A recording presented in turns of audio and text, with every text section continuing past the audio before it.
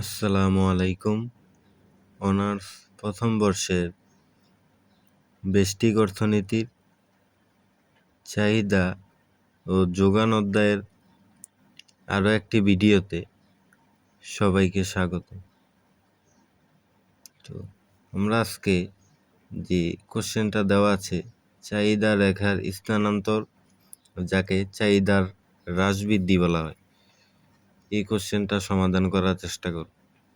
তো এই চাহিদার হ্রাস বৃদ্ধি অথবা চাহিদা রেখার স্থানান্তর, এই বিষয়টা যদি আমরা ভালোভাবে বুঝতে চাই, তাহলে আমাদের এই চাহিদা যে সমীকরণটা ছিল, এই সমীকরণটা বুঝতে হবে। চাহিদা সমীকরণ হচ্ছে Q D equal F of P X P S P C Y T. আরও এই চাহিদা সমীকরণে আরও অসংখ্য উপাদান রয়েছে, এগুলি আর লিখলাম না। আমাদের এই সমীকরণটা যদি আমরা ঠিকঠাক মতো বুঝতে পারি, তাহলে আমরা এই চাহিদার হ্রাস বৃদ্ধিটা কী এটা বুঝতে পারব। আমরা বলেছিলাম এই কিউডি হচ্ছে, কিউডিকে ইংরেজিতে বলা হয় কোয়ান্টিটি অফ ডিমান্ড। যদি বাংলাতে বলতে চাই, কোয়ান্টিটি অফ ডিমান্ড, বাংলাতে এটাকে বলা হয় চাহিদার পরিমাণ। বাংলাতে যাকে বলা হয় চাহিদার পরিমাণ। আর এখানে এই যে এফ আছে, এটাকে ইংরেজিতে বলা হয় ফাংশন, যাকে বাংলা বলা হয় আপেক্ষক।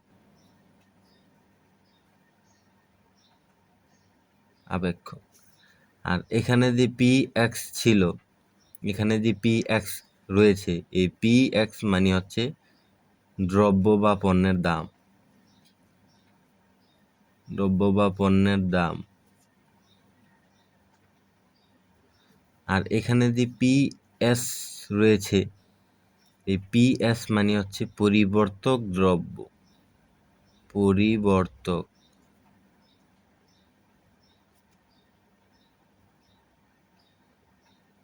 পরিবর্তক দ্রব্যের দাম। এখানে যে পি সি রয়েছে, পি সি, এই পি সি হচ্ছে পরিপূরক দ্রব্যের দাম।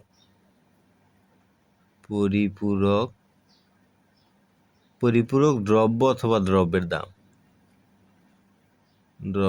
দাম অথবা দ্রব্য। আর এখানে যে ওয়াই রয়েছে, এই ওয়াই মানে হচ্ছে ভোক্তাদের আয়।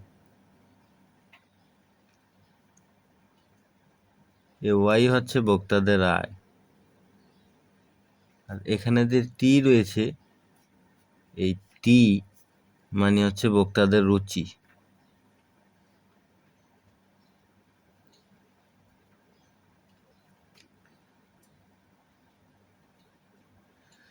তো এই বিষয়গুলো আমরা এখানে বুঝতে পারলাম যে এখানে কিউডি মানে হচ্ছে চাহিদার পরিমাণ, এফ মানে হচ্ছে আপেক্ষক, আর পি এক্স মানে হচ্ছে দ্রব্যের দাম, পি এস মানে হচ্ছে পরিবর্তক দ্রব্য, আর পিসি মানে হচ্ছে পরিপূরক দ্রব্য, আর ওয়াই মানে হচ্ছে ভোক্তাদের আয়, আর টি মানে হচ্ছে ভোক্তাদের রুচি বা চাহিদা, রুচি, অভ্যাস, এই জাতীয় আর কি। তো এখানে আমরা এখানে যে পি এক্স এর মানে পণ্যের দাম, এটাও বললাম যে ভোক্তাদের, ওয়াই মানে ভোক্তাদের আয়, টি মানে হচ্ছে ভোক্তাদের রুচি। কিন্তু কথা হচ্ছে এই পরিপূরক আর এখানে যে পরিবর্তক দ্রব্য আর পরিপূরক দ্রব্য, এই পি এস আর পিসি, এটা কি? এই পরিবর্তক দ্রব্য হচ্ছে, যদি আমরা বুঝতে চাই পরিবর্তক দ্রব্যটা আসলে কি, পরিবর্তক দ্রব্য হচ্ছে একটা দ্রব্যের পরিবর্তে যখন অন্য একটা দ্রব্য ব্যবহার করা যায়, ওইটা হচ্ছে পরিবর্তক দ্রব্য। যদি আমরা একটা উদাহরণের মাধ্যমে বুঝতে চাই যে পরিবর্তক দ্রব্য কি, যেমন কলম একটা দ্রব্য, একটা পেন্সিল। এই কলম আর পেন্সিল দুইটা হচ্ছে দ্রব্য। এখন এই কলমের পরিবর্তে কিন্তু পেন্সিল ব্যবহার করা যায়। এই কলমের পরিবর্তে অনেক সময় পেন্সিল ব্যবহার করা যায়। আবার যদি বলি চা আর হচ্ছে কফি, তো এই দুইটা দ্রব্য কিন্তু পরিবর্তক দ্রব্য। মানে যে দ্রব্য একটা দ্রব্যের পরিবর্তে অন্য একটা দ্রব্য ব্যবহার করা যায়, ওইটা হচ্ছে পরিবর্তক দ্রব্য। যেমন অনেকে চার পরিবর্তে, যেমন চায়ের দাম বেড়ে গেল, সেক্ষেত্রে সে ওই ব্যক্তিটা কি খাবে? কফি খাবে। অথবা কফির দাম বেড়ে গেলে সে চা খাবে। অথবা একটা দ্রব্যের পরিবর্তে যদি অন্য একটা দ্রব্য ব্যবহার করে ওইটার উপযোগ মেটানো যায়, ওইটা কি বলা হয়? পরিবর্তক দ্রব্য।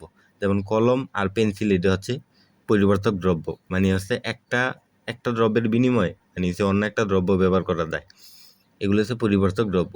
আর এখানে আছে 2 নাম্বার যা ছিল পিসি, মানে হচ্ছে পরিপূরক দ্রব্যটা কি আসলে। পরিপূরক দ্রব্য হচ্ছে যে দ্রব্য মানে হচ্ছে একটা দ্রব্যের উপর অন্য একটা দ্রব্য নির্ভরশীল, মানে হচ্ছে একটা দ্রব্য ব্যবহারের উপর আরেকটা দ্রব্য নির্ভরশীল, ওইটা ছাড়া হয় না। যেমন এখানে যদি বলি আমরা চা আর চিনি, যেমন এখানে যদি চা হইতে হয় তাহলে চিনি অবশ্যই লাগবে, এই চায়ের উপর হচ্ছে চিনি নির্ভরশীল। এই দুইটা দ্রব্য হচ্ছে একে অপরের পরিপূরক, মানে একটা ছাড়া একটা সম্পূর্ণ হয় না, চা চিনি। আবার একটা যদি বলি কলম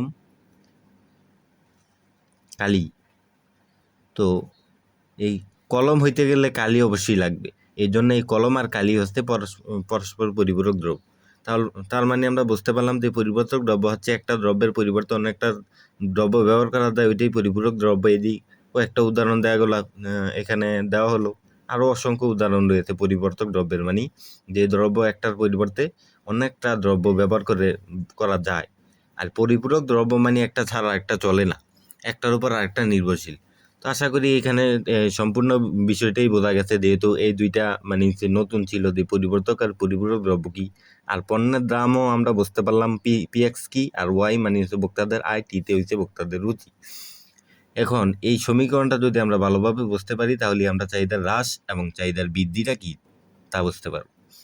এখানে এই আমাদের সবসময় মনে রাখতে হবে, এটা হচ্ছে চাহিদা সমীকরণ বলে অথবা চাহিদা আপেক্ষক বলে। মনে রাখতে হবে চাহিদা হ্রাস বৃদ্ধির ক্ষেত্রে আমরা আগের যেই ক্লাসে ওখানে আমরা আলোচনা করেছিলাম চাহিদা রেখার সম্প্রসারণ এবং সংকোচন। ওখানে আমরা বলেছিলাম কোনো দ্রব্যের মানে পণ্যের দাম, এই পণ্যের দাম মানে পিএক্স, এই পণ্যের দাম হচ্ছে বাড়া কমার সাথে চাহিদার পরিমাণ। এই পণ্যের দাম বাড়া কমার সাথে এই চাহিদার পরিমাণ যদি বৃদ্ধি পায় তাকে বলা হয় চাহিদার সম্প্রসারণ। আর পণ্যের দাম যদি হ্রাস পায়, এই পণ্যের দাম বাড়া এবং কমার সাথে চাহিদার পরিমাণ যদি হ্রাস পায় তাকে বলা হয় চাহিদার সংকোচন। অর্থাৎ এই চাহিদা আপেক্ষকের অন্যান্য অবস্থায় স্থির থাকে, যেমন এই পরিবর্তক দ্রব্য, পরিপূরক দ্রব্য, ভোক্তাদের আয়, এই ভোক্তাদের রুচি, এগুলির উপরে যদি বার দিয়ে দিলাম মানে এগুলি স্থির, মানে এইগুলি কখনো পরিবর্তন হবে না। কখন পরিবর্তন হবে না? যখন চাহিদার সংকোচন আর সম্প্রসারণের কথা বলবে, তখন আমরা যখন সংজ্ঞা লিখবো তখন লিখবো চাহিদা আপেক্ষকের অন্যান্য অবস্থায় স্থির থাকে, মানে পণ্যের দাম ছাড়া অন্য কিছুই মানে অন্য কিছু আর পরিবর্তন হবে না, পণ্যের দামটাই বাড়বে কমবে, কিন্তু অন্য কিছু যেমন পরিবর্তক দ্রব্য, পরিপূরক দ্রব্য, ভোক্তাদের আয়, ভোক্তাদের রুচি, এগুলো কখনো পরিবর্তন হবে না, এগুলি স্থির থেকে মানে হচ্ছে অন্যান্য অবস্থায় স্থির, মানে পণ্যের দাম ছাড়া অন্যান্য অবস্থায় স্থির থেকে পণ্যের দাম বাড়া কমার সাথে যদি চাহিদার পরিমাণ বাড়ে এবং কমে তাকে বলা হয় চাহিদার সম্প্রসারণ এবং সংকোচন। আর এই ক্ষেত্রে চাহিদা হ্রাস বৃদ্ধির ক্ষেত্রে যদি আমরা বলি চাহিদা আপেক্ষকের অন্যান্য অবস্থায় স্থির থেকে পণ্যের দাম বাড়া কমার সাথে, তাহলে কিন্তু এটা হবে না, অনেকেই ভুলটা করে, তাহলেই কিন্তু এটা আর হবে না, এটা ভুল হয়ে যাবে, কারণ এটা আবার আলাদা। এটার ক্ষেত্রে পণ্যের দাম স্থির থেকে পণ্যের দামের কোনো পরিবর্তন হবে না। এই যে এখানে পিএক্স লিখলাম, এই যে চাহিদা সমীকরণ, এই পিএক্স এইটা কখনো পরিবর্তন হবে না হ্রাস বৃদ্ধির ক্ষেত্রে। হ্রাস বৃদ্ধি যদি আমরা বলতে চাই তাহলে আমাদের বলতে হবে পণ্যের দাম স্থির থেকে চাহিদা আপেক্ষকের অন্যান্য অবস্থা পরিবর্তন, যে কোনো একটির পরিবর্তনের ফলে চাহিদার পরিমাণ যদি বৃদ্ধি পায় তাকে বলা হয় চাহিদার বৃদ্ধি। আর পণ্যের দাম স্থির থেকে অন্য যে কোনো একটা উপকরণ মানে পরিবর্তনের ফলে চাহিদার পরিমাণ যদি কমে তাহলে তাকে বলা হয় চাহিদার হ্রাস, তাকে এই চাহিদার হ্রাস বৃদ্ধি বলে। অর্থাৎ আমাদের এই যে এখানে চাহিদার হ্রাস বৃদ্ধির ক্ষেত্রে আমরা যদি দেখাতে চাই কিউডিএফ, পিএক্স, পিএসপিসি, ওয়াইটি, আরও অনেক কিছু আছে। তো এখানে এই পণ্যের দামটা এখানে উপর বার দিলাম, তার মানে এই পণ্যের দামটা কখনো পরিবর্তন হবে না হ্রাস বৃদ্ধির ক্ষেত্রে। তাহলে পণ্যের দাম স্থির থেকে অন্যান্য অবস্থা পরিবর্তনের ফলে এই অন্যান্য এই যে এখানে যে উপাদানগুলো আছে এগুলি যে কোনো একটা পরিবর্তনের ফলে যদি এই যে চাহিদার পরিমাণ পরিবর্তন হয়, পণ্যের দাম স্থির থেকে, তখন তাকে বলা হয় চাহিদার হ্রাস এবং চাহিদার বৃদ্ধি। তো সেই ক্ষেত্রে যেমন এখানে যদি অন্য দেখুন একটা, যেমন এই যে ওয়াই তো ভোক্তাদের আয়, ধরলাম এই পণ্যের দাম স্থির, এটা পরিবর্তন হবে না, ভোক্তাদের আয় যদি বৃদ্ধি পেল, যার ফলে কি চাহিদার পরিমাণের বৃদ্ধি পেল, ফলে চাহিদা অথবা ভোক্তাদের আয় কমে গেলে চাহিদার পরিমাণ হ্রাস পেল, অথবা ভোক্তাদের টি তো ভোক্তাদের রুচি অভ্যাস কি হইলো, পরিবর্তনের ফলে চাহিদার পরিমাণ পরিবর্তন হলো, ফলে কি হলো, চাহিদার হ্রাস বৃদ্ধি হলো। সেই ক্ষেত্রে চাহিদার হ্রাস বৃদ্ধির ক্ষেত্রে আমাদের পণ্যের দাম স্থির থাকবে। আর চাহিদার সম্প্রসারণ এবং সংকোচনের ক্ষেত্রে অন্যান্য অবস্থায় স্থির থাকবে, কিন্তু দামের পরিবর্তন হবে। কিন্তু হ্রাস বৃদ্ধির ক্ষেত্রে দাম স্থির থাকবে, দাম পরিবর্তন হবে না, কিন্তু অন্যান্য অবস্থা পরিবর্তন ফলে চাহিদার পরিমাণ কি হবে, পরিবর্তন হবে। তো এই বিষয়টা যদি আমরা বুঝতে পারি যে পণ্যের দাম স্থির থেকে অন্যান্য অবস্থা পরিবর্তন ফলে চাহিদার পরিমাণ যদি বৃদ্ধি এবং হ্রাস হয়, কমে এবং বাড়ে, তাকে বলা হয় চাহিদার হ্রাস বৃদ্ধি বা চাহিদা রেখার স্থানান্তর। এই বিষয়টা যদি বুঝতে পারি তাহলে আমরা এটা বুঝতে পারবো। এটা একটা রেখাচিত্রের সাহায্যে আমরা ব্যাখ্যা করব। রেখাচিত্রের সাহায্যে ব্যাখ্যা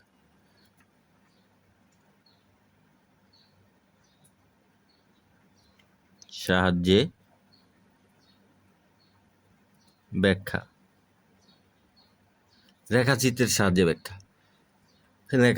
সাহায্যে ব্যাখ্যা এটা এখানে রেখাচিত্রের সাহায্যে যে ব্যাখ্যাটা, এটা অনেক বইতে মানে হচ্ছে দুইভাবে দেওয়া আছে। যে চাহিদার যেহেতু বৃদ্ধি একটা হ্রাস একটা, সেক্ষেত্রে অনেক বইতে যে বৃদ্ধির জন্য আলাদা একটা রেখাচিত্র দেখানো আছে, হ্রাসের জন্য আলাদা।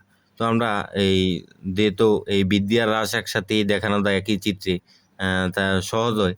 সেক্ষেত্রে আমরা বৃদ্ধি আর হ্রাস আলাদা আলাদা দুইটা চিত্রে দেখাচ্ছি না। তো এটা অনেক বইতে বৃদ্ধির জন্য একটা চিত্র, হ্রাসের জন্য একটা চিত্র, কিন্তু আমরা এটাতে একটা চিত্রই দেখাচ্ছি। এখানে হচ্ছে এটা হচ্ছে এক্স অক্ষ, আর এখানে হচ্ছে ওয়াই অক্ষ। আমরা বলেছিলাম চাহিদার হ্রাস বৃদ্ধির ক্ষেত্রে পণ্যের দাম কিন্তু স্থির, এটা পরিবর্তন হবে না। পণ্যের দাম স্থির থাকলে এইভাবে দেখানো হয় অর্থনীতিতে। এটা হচ্ছে পণ্যের দাম, এই পণ্যের দামটা স্থির, মানে এটা কখনো পরিবর্তন হবে না। তো আমরা যদি প্রাথমিক একটা চাহিদা রেখা নেই, আমরা জানি চাহিদা রেখাটা এই বাম থেকে এই ডান দিকে নিম্নগামী এরকম হয়। তো এটা যদি আমরা একটা চাহিদা রেখা নেই, এটা হচ্ছে ডিমান্ড রেখা। এটা যদি আমরা একটা চাহিদা রেখা নেই প্রাথমিক অবস্থায়, তাহলে এটা এখানে একটা বিন্দু পেলাম, এটা হচ্ছে ই বিন্দু। একটা ই বিন্দু পেলাম, এই যে এখানে একটা দাগ দিলাম, এটা হচ্ছে ও এম। তো যখন আমরা বলি যে এখানে আমরা জানি যে লম্ব অক্ষে দাম দেখানো হয় আর ভূমি অক্ষে চাহিদার পরিমাণ দেখানো হয়। চাহিদার পরিমাণ, লম্ব অক্ষে দাম দেখানো হয়, ভূমি অক্ষে চাহিদার পরিমাণ দেখানো হয়। আমরা জানি যে ঐতিহাসিক পণ্যের দাম, লম্ব অক্ষে ঐতিহাসিক দাম দেখানো হয়েছে, ভূমি অক্ষে চাহিদার পরিমাণ দেখানো হয়েছে। পরবর্তীতে আমরা এটাও বলেছিলাম যে এই লম্ব অক্ষর পরিবর্তে ও ওয়াই অক্ষ বলা যায়, আর ভূমি অক্ষের পরিবর্তে ও এক্স অক্ষ বলা যায়। তো এটা আমরা বলার পরবর্তীতে যে প্রাথমিক চাহিদা রেখা ই বিন্দুতে আমাদের এই প্রাথমিক চাহিদা রেখাটা হলো। তো এই বিন্দুতে এটা চাহিদা যেহেতু হ্রাস বৃদ্ধি, এই জন্য আমরা প্রাথমিক চাহিদা এখানে বললাম। কিন্তু চাহিদা রেখা যদি হ্রাস বৃদ্ধি না হয়, শুধু যদি বলে চাহিদা রেখা, তখন কিন্তু এই প্রাথমিক চাহিদা রেখা কথাটা বলা যাবে না, কারণ এখানে হ্রাস বৃদ্ধির ক্ষেত্রে চাহিদা রেখা পরিবর্তন হয়, বাড়ে আবার কমে, এই জন্য আমরা প্রাথমিক চাহিদা রেখা বললাম। তো এখানে এই লম্ব অক্ষ হচ্ছে দাম দেখানো হয়েছে, ভূমি অক্ষে চাহিদার পরিমাণ দেখানো হয়েছে। এই বিন্দুতে এই বিন্দুতে প্রাথমিক চাহিদা রেখা কত, এই ডিডি প্রাথমিক চাহিদা রেখা। তো এই বিন্দুতে প্রাথমিক চাহিদা রেখা অবস্থান করেছে, এই বিন্দুতে প্রাথমিক চাহিদা রেখা হচ্ছে ডিডি। এই বিন্দুতে এই পণ্যের এই দাম তো একই থাকবে, উপি দামে চাহিদার পরিমাণ হচ্ছে এম। এই উপি দামে চাহিদার পরিমাণ, এই বিন্দুতে উপি দামে চাহিদার পরিমাণ হচ্ছে এম, আর প্রাথমিক চাহিদা রেখাটা কি ডিডি। এখন আমরা বলেছিলাম এখানে যদি এই বিষয়টা আবার এখানে লিখলে আমাদের বোঝার সুবিধার্থে এই সমীকরণটা এখানে লিখি, কিউডিএফ পি এক্স, এখানে যদি লিখি পি এক্স পি এস এবং পি সি ওয়াই টি, এই সমীকরণটা আবার লিখলাম। আমরা জানি কি এই পণ্যের দামটা স্থির, এটা নড়াচড়া করবে না। স্থির মানে কি, এটা কখনো পরিবর্তন করা যাবে না। এই পণ্যের দামটা স্থির, এই জন্য এই পণ্যের দামটা দেখালাম স্থির। এই পণ্যের দাম স্থির থেকে যে কোনো এখানে পরিবর্তন দ্রব্যও পরিবর্তন হতে পারে, পরিপূরক দ্রব্যও পরিবর্তন হতে পারে, অথবা ভোক্তাদের আয়ের পরিবর্তন হতে পারে, অথবা রুচি অভ্যাসের পরিবর্তন হতে পারে, যে কোনো একটা পরিবর্তন। কিন্তু যে কোনো একটা পরিবর্তন হতে পারে শুধু দাম ছাড়া, শুধু পণ্যের দাম ছাড়া যে কোনো একটা এখানে যদি পরিবর্তন হয়, তাহলে ওই পরিবর্তনের ফলে যদি এই চাহিদার পরিমাণ, এই কিউডিটা, এই চাহিদার পরিমাণে এখানে ধরলাম এই যে 4টা উপাদান আছে, এটার যে কোনো একটা পরিবর্তনের ফলে এই যে চাহিদার পরিমাণটা কিউডিটা যদি পরিবর্তন হয় তখন তাকে বলা হয় চাহিদার হ্রাস বৃদ্ধি। তো এইখানে তো আমরা জানি পণ্যের দাম পরিবর্তন হবে না, ধরলাম এই যে ভোক্তাদের আয় যদি পরিবর্তন হয়, ভোক্তাদের আয় বাড়ার ফলে চাহিদার পরিমাণ কি হবে? ভোক্তাদের আয় বাড়ার ফলে চাহিদার পরিমাণ বাড়বে। তো চাহিদার পরিমাণ যদি বাড়ে তাহলে প্রাথমিক চাহিদা রেখা হয়েছে ডান দিকে স্থানান্তর হবে, ডান দিকে মানে এখানে বাড়বে। তো ডান দিকে স্থানান্তর হবে এখানে, তাহলে হয়েছে আরেকটা চাহিদা রেখা এই ডি, এখানে D1 দিলাম, আর এখানে হচ্ছে E1 দিলাম, আর এখানে দিলাম এই যে এখানে একটা দাগ দিয়ে দিতে হবে, এটা হচ্ছে M1। তো আমরা বললাম যে কোনো একটা একটা বিবরণ দিলেই হবে যে ভোক্তাদের আয় বৃদ্ধি পাওয়ার ফলে চাহিদার পরিমাণ যদি বাড়ে, এই পণ্যের দাম স্থির থেকে আমরা বললাম কি ভোক্তাদের আয় বৃদ্ধির ফলে চাহিদার পরিমাণ বাড়লো। চাহিদার পরিমাণ বাড়লে এই চাহিদার রেখাটি এই ডান দিক স্থান পরিবর্তন হয়ে E1 বিন্দুতে অবস্থান করলো।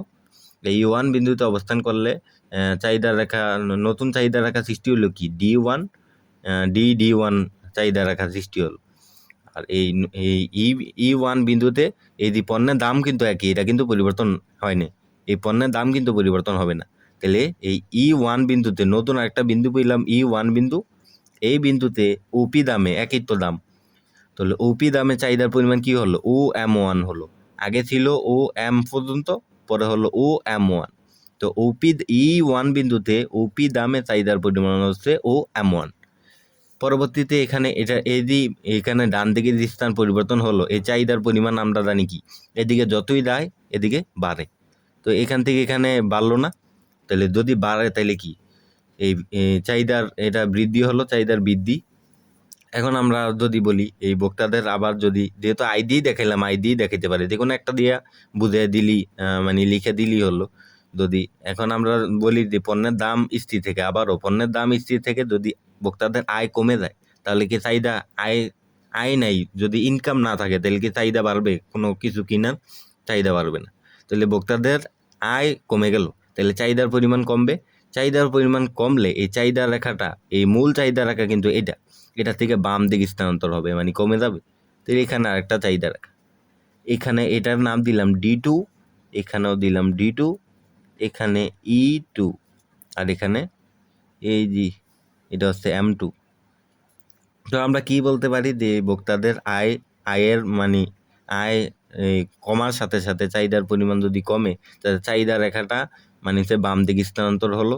এবারে নতুন একটি চাহিদা রেখা সৃষ্টি হলো কি D2 আর D2।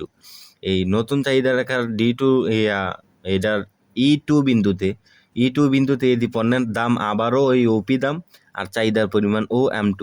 তাহলে এখানে কমে গেল না, চাহিদার পরিমাণটা এখানে কমলো না, ছিল এতটুক ছিল এখান থেকে, তাহলে এখানে কমে গেল না। তাইলে এই পণ্যের দাম তো পরিবর্তন হলো না, পণ্যের দাম পরিবর্তন ছাড়াই তো চাহিদা এই রেখা কি হইলো, ডান দিকেও বাড়লো কমলো। কিভাবে? পণ্যের দাম ছাড়া অন্যান্য এই যে উপাদানগুলো পরিবর্তনের ফলে চাহিদা রেখা বাড়তেও পারে, চাহিদা রেখা কমতেও পারে। এই বিষয়টি এখন তো কমলো, এখন যদি কমে তাহলে আমরা এটা কি বলি? চাহিদার হ্রাস বললাম, এটাকে বলা হয় চাহিদার হ্রাস। তো এটাকে এই চাহিদার হ্রাস বলা হয়। তো এই চিত্রটা অনেক অনেক বইতে এভাবেও দেওয়া আছে, অনেক বইতে যে এভাবে দেওয়া আছে যে এখানে যে এইভাবে দেওয়া আছে, এই যে বৃদ্ধিটা এইভাবে দেওয়া আছে, আবার হ্রাসটা এইভাবে দেওয়া আছে, এই যে অনেক বইতে হ্রাসটা এইভাবে দেওয়া আছে, এই